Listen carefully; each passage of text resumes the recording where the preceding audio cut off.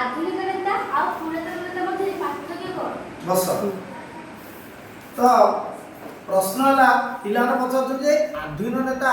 और पुरातन नेता भितर पार्थक्य है जे पुरातन नेता माने स्वाधीन समय बा स्वाधीन परवर्ती मुहूर्त से माने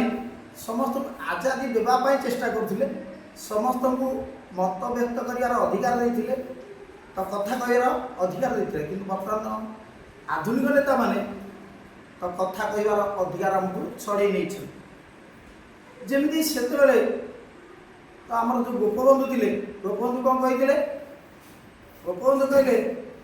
जे निशु देह मोर ए देश माटी रे देशवासी चली जातु पिठी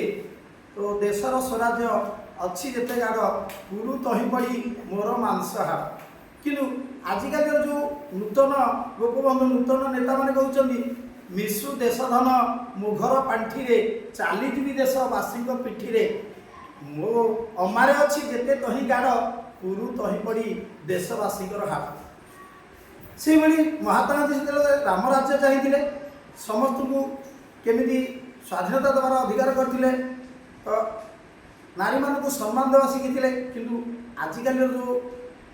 महात्मा गांधी आजिकल जो नेता मैंने से माने कौन कर नारी निर्यातना नारी अपहरण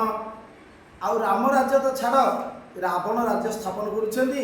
जो केवल अपहरण अपहरण